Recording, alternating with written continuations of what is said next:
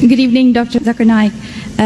This is Mary. I'm a Christian and a banker by profession. My question for you is based on your statement that nowhere in the Bible it's mentioned that Jesus Christ is the Son of God. And based on my knowledge and understanding of Bible, I have picked up two verses to quote, and I would like only your clarification in the light of Islam. The first one is Matthew chapter 3, verse number 17. And blow a voice from heaven, saying, "This is my beloved Son, in whom I am well pleased." The second is John chapter 3, verse number 16. For God so loved the world that he gave his only begotten Son, so whosoever shall believe in him shall not die but have everlasting life. That's right.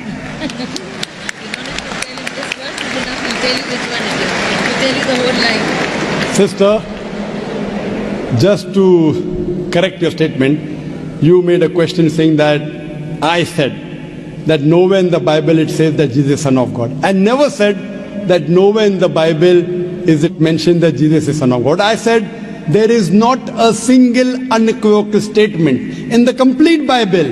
There is not a single unambiguous statement in the complete Bible where Jesus Christ, peace be upon him, himself says that I am God, or where he says worship me. I never said the Bible does not say Jesus is Son of God. What I said, there is not a single unambiguous statement, not a single unequivocal statement in the complete Bible where Jesus Christ, peace be upon him, himself says that I am God, or where he says worship me. If you point out any such two statements, I am ready to accept Christianity. If your question assumes that Son of God means Jesus is God, very well, I'll reply to your question. Many Christians think that just by the statement Son of God means Jesus is God. Sister, do you know in the Bible, Adam is Son of God, Ephraim is Son of God, Israel is Son of God. God has got sons by the tons in the Bible. That means you haven't read your Bible, sister. So do you mean to say all of them are gods? Is Adam God? Is Ephraim God? Is Israel God? No.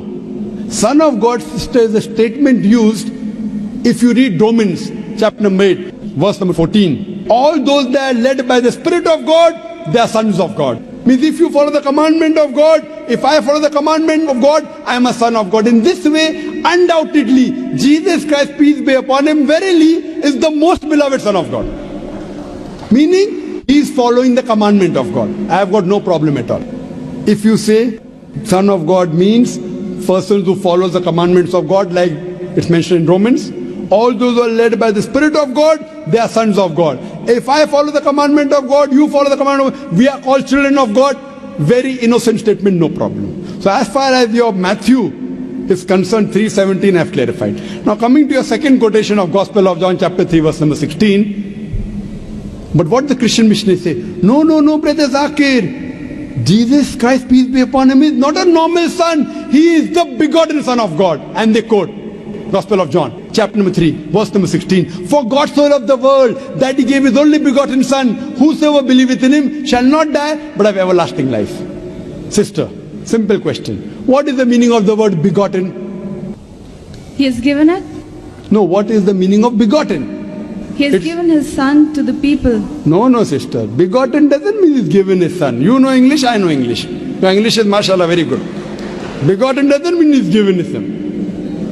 If I say you have begotten a son. Sorry to interrupt. Don't give metaphorical meaning. English. I'm not a scholar.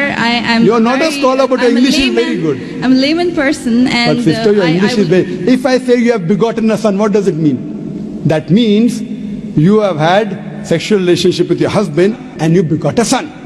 Begetting is a function of lower animals of sex.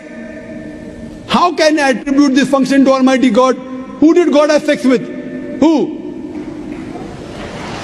That's the reason the scholars of Christianity, if you read the Revised Standard Edition, Revised Standard Version of the Bible, revised by 32 scholars, Christian scholars of the highest eminence, backed by 50 different corporate denominations, they say this word begotten in Gospel of John, chapter number 3, verse number 16, is an interpolation, is a fabrication, is a concoction, and they're thrown out of the Bible. So if you read the Bible, If you read the Revised Standard Version, it is the bestseller in the world. Revised Standard Version, revised by not Muslims, not Hindus, 32 Christian scholars of the highest eminence, backed by 50 different corporate denominations. They say this word begotten is not present in the original manuscript of Gospel of John chapter 3 verse 16. What they say, it's an interpolation, it's a fabrication, it's a concoction, it's an adulteration. So Jesus is just like a son. Like Adam was son of God, Ephraim was son of God, Israel was son of God. He's a prophet of God. So I've got no problem in accepting that verily Jesus Christ, peace be upon him, was a prophet and a messenger of God, but he was not God. Hope that answers the question, sister. So now, sister. Thank you very much, Dr. Sister, can we reverse the role now? Yes, I definitely. said I was ready to accept Christianity if you prove Jesus was God. Would you accept Islam now? Would you agree that Jesus is the prophet of God? I have still a few more things to clarify. You're most welcome, sister. Why do Muslims refrain from the statement, Son of God? Why? Yes. If I answer the question, will you accept Islam?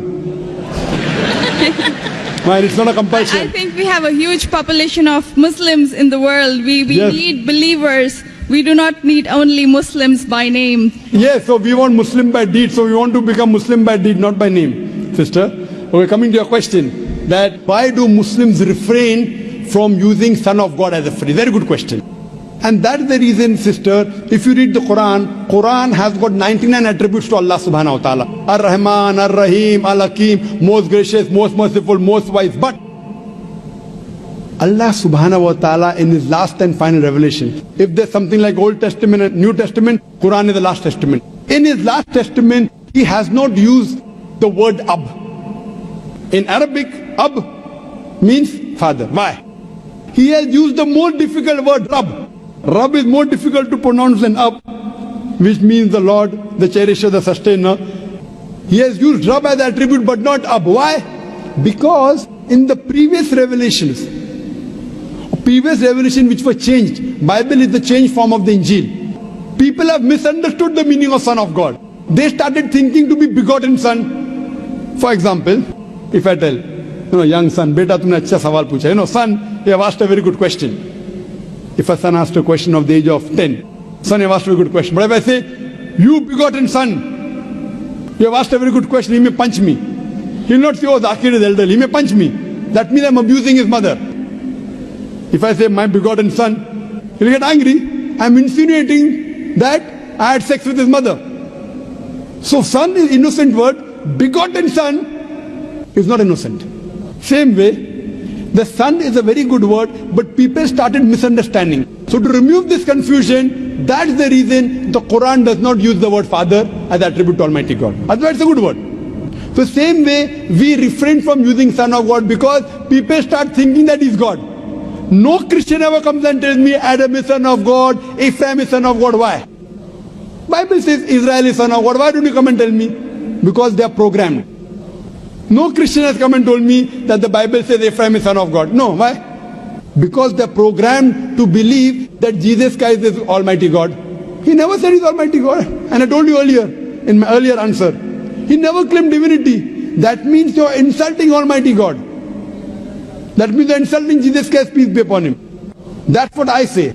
If Christian means a person who follows the teachings of Jesus Christ, peace be upon him, we Muslims are more Christian than the Christians themselves.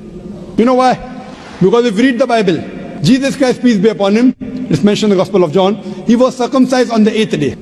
We Muslims are circumcised, Christians are circumcised.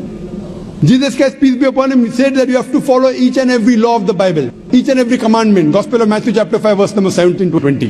If you break one law or jittle from the commandment, you shall not enter the kingdom of heaven. If you go to the Old Testament, clearly says in the book of Leviticus, chapter number 11 verse number 7 to 8, in the book of Deuteronomy chapter number 14 verse number 8, in the book of Isaiah chapter 65 verse number 2 to 5, that you shall not have pork. Muslims don't have pork, but Christians have pork. So if Christian means a person who follows the teachings of Jesus Christ, peace be upon him, we Muslims are more Christian than the Christians themselves. The Bible says in the book of Ephesians chapter number 5 verse number 18 that thou shalt not have wine. It's mentioned in the book of Proverbs chapter number 20 verse number 1. Wine is a mocker. You should not have wine. Muslims don't have alcohol, but the Christians have alcohol. Further, if you analyze, there are various references I can give you. So if Christian means one who follows the teachings of Jesus Christ, peace be upon him, I say that I am more Christian than the Christian themselves. If you become a Muslim, you are a more better practicing Christian than the so-called namesake Christians. Yes, sister. Can I ask something? Sure, Yeah, yeah. right. You're most welcome, sister. I would not like to cross-question or criticize your statement. I Sister, have you're no right most to. welcome to cross-question me. You're most welcome to criticize me. I love it. Unless a person doesn't cross-examine. See, suppose I want to prove something. If I say this is the best, I want to check it out whether it's best or not. That's right. Because a logical person, so please, sister, cross-examine me, criticize me, attack me. Once you're convinced, then you accept it. Yes, sister, go ahead. I will definitely not intend to do something like this. The object of questioning more is to know more so that I know what I follow is right. That's all. Thank you very much. Sister can ask any question, no problem. You're most welcome.